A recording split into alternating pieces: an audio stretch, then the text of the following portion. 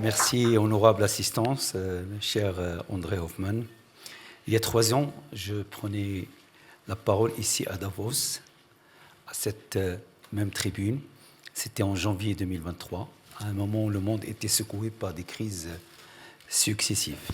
La crise sanitaire, la guerre en Ukraine, le renchérissement des matières premières de l'énergie et la confiance sociale profondément ébranlée pour beaucoup de nos concitoyens. Depuis quelques années, les repères sur lesquels reposait l'ordre économique international ont volé en éclats. La guerre est revenue sur le continent européen. Les tensions géopolitiques s'installent. Le climat, l'eau, la santé et la confiance sociale sont devenus des variables macroéconomiques déterminantes.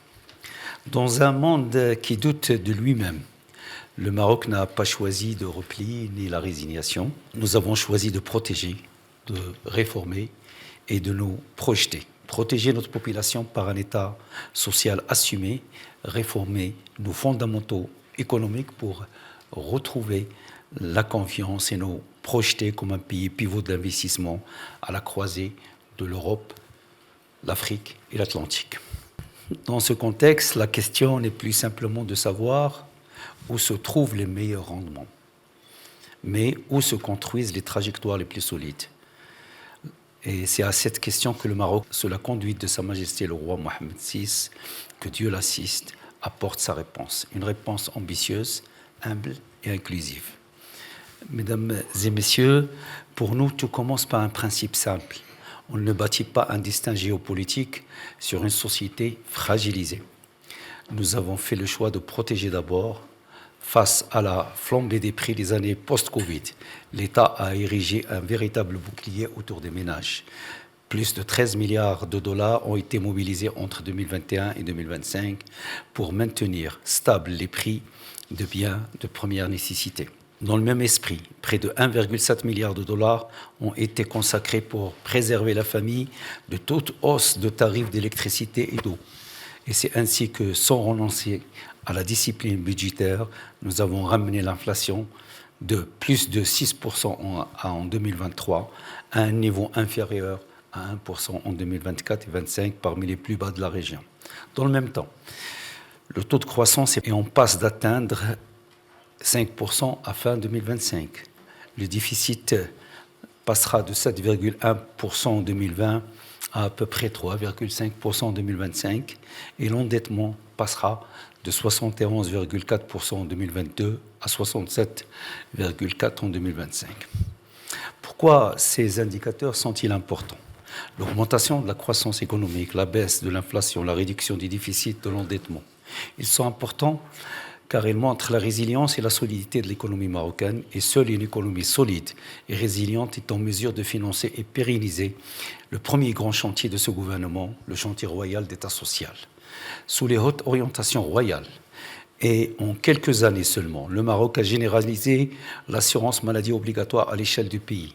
Plus de 32 millions de personnes, soit environ 88% de la population marocaine, bénéficient désormais d'une couverture médicale, contre 42% seulement avant le lancement de la réforme. Dans le même mouvement, le chantier de l'aide sociale directe s'est inscrit au cœur du nouveau contrat entre l'État et les ménages les plus défavorisés. Depuis décembre 2023, près de 4 millions de familles, soit 12 millions de personnes, perçoivent chaque mois une aide financière directe de la part de l'État, et nous accordons également une place importante au renforcement de notre système de santé et à l'amélioration de la qualité du système éducatif. Ainsi, le gouvernement, et sur instruction royale, consacre en 2026 une hausse historique de près de 20% au budget de la santé et de l'éducation pour atteindre environ 13 milliards d'euros.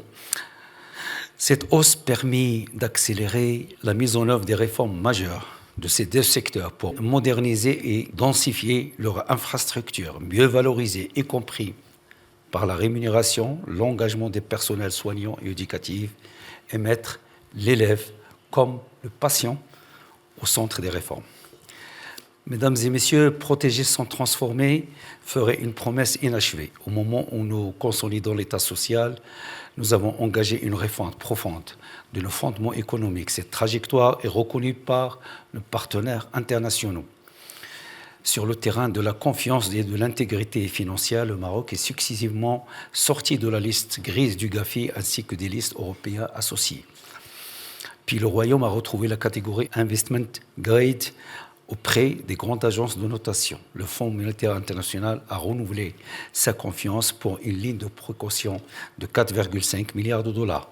Tout cela n'est autre que le résultat d'une discipline budgétaire assumée, des réformes fiscales pluriannuelles et d'une gouvernance plus exigeante de la dépense publique et d'un effort constant de transparence. Parallèlement, à travers la mise en place de la charte d'investissement permettant de soutenir de toute taille, qu'ils soient nationaux ou étrangers, nous avons enclenché une accélération de l'investissement productif. En 2025, les investissements et les recettes brutes d'IDE ont atteint un record historique de plus de 5 milliards de dollars.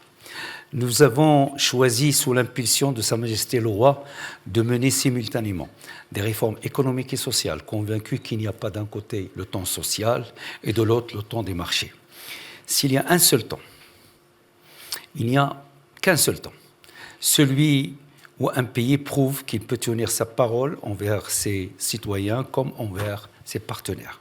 À la croisée de l'Europe, de l'Atlantique et de l'Afrique, le Maroc s'est progressivement imposé comme un nœud logistique majeur.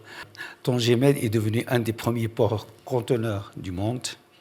De nouveaux complexes portuaires industriels renforcent l'arc atlantique marocain et les corridors routiers, ferroviaires, numériques et demain gaziers dessinent une géographie de connectivité qui fait du Maroc une plateforme naturelle. Mais notre ambition dépasse la logistique. Le Maroc a fait le choix d'être un acteur de décarbonation.